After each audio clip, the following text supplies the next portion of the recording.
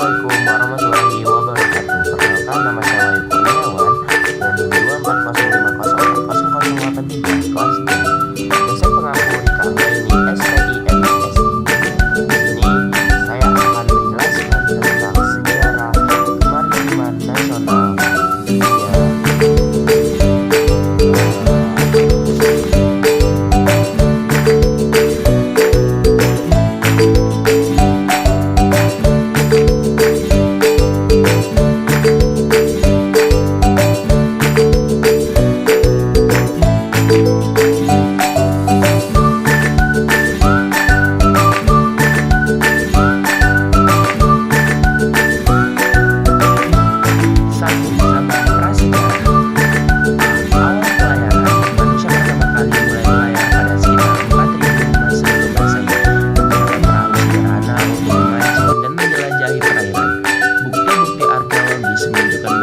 Di Mesir dan Mesopotamia telah menggunakan perahu dari bahan kayu dan papirus. B. Navigasi awal. Navigasi dilakukan dengan mengandalkan bintang dan arus laut. Masyarakat kuno seperti Polynesia mengembangkan kemampuan navigasi yang luar biasa, menjelajahi samudra Pasifik dengan menggunakan bintang dan indikator alam. 2. Peradaban kuno. Mesir kuno dan Fenisia transportasi sungai dengan menggunakan sungai Nil untuk perdagangan sementara, yaitu Fenisia yang dikenal sebagai Pulau Mediterania mendirikan koloni dan menjadi pelopor perdagangan jarak jauh. B. Yunani dan Romawi. Yunani kuno menggunakan armada laut untuk perdagangan dan perdagangan ini Mediterania semakin berkembang dengan kota-kota seperti Athena dan Karthago menjadi pusat perdagangan. Romawi mengambil alih rute perdagangan dan mencipta infrastruktur pelabuhan yang lebih baik. 3. Zaman Pertengahan. Era Viking. Pada abad ke-8 hingga ke-11, Viking dari Skandinavia menjadi pelaut hebat, menjelajahi wilayah Eropa, Asia, dan bahkan Amerika Utara. Kapal mereka berangkat terkenal karena kecepatan dan kemampuan navigasi yang luar biasa. B. Perdagangan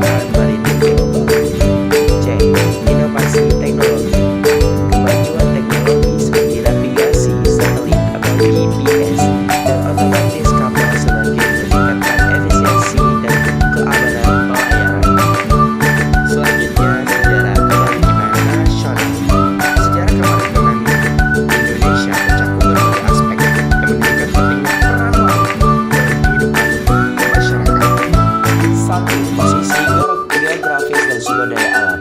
Indonesia adalah negara kepulauan terbesar di dunia dengan lebih dari 17.000 pulau.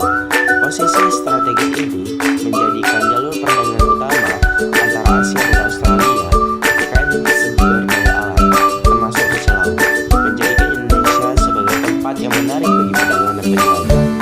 2. Kehidupan maritim prakoloni. Sebelum perdagangan kolonisasi, berbagai kerajaan maritim seperti Sriwijaya dan Majapahit sudah mengembangkan perdagangan internasional. Sriwijaya, misalnya, menguasai jalur perdagangan Selat Malaka dengan Tiongkok, India, dan Dunia Arab.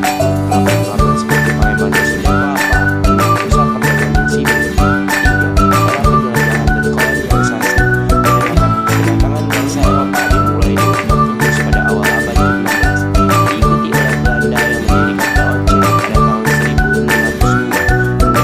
Perdagangan, Belanda berusaha menguasai perdagangan rempah-rempah dan mendirikan berbagai pos perdagangan di Kepulauan Indonesia.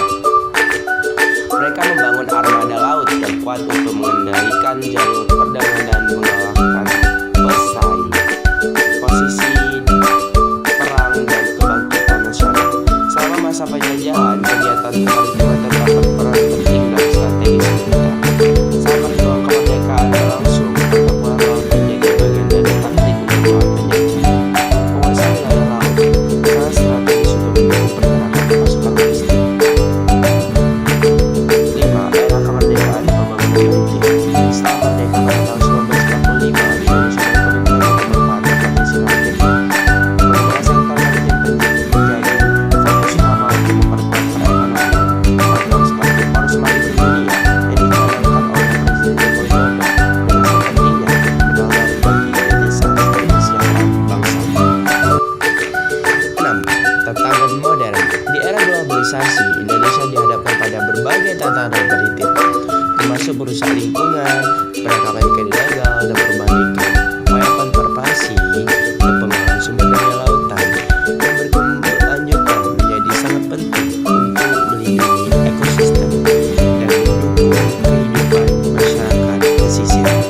7. Budidaya dan warisan maritim.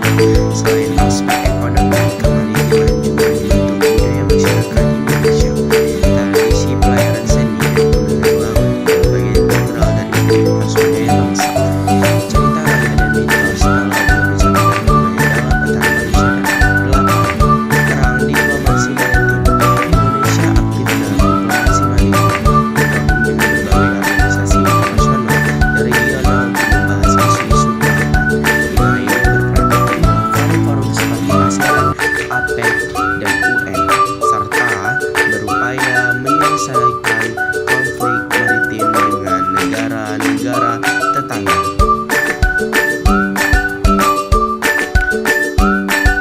Selanjutnya, sejarah kemaritiman daerah. Sejarah kemaritiman daerah di Indonesia mencerminkan perjalanan panjang yang melibatkan berbagai budaya dan peradaban. Setiap daerah memiliki keunikan dan kontribusi tersendiri dalam konteks maritim.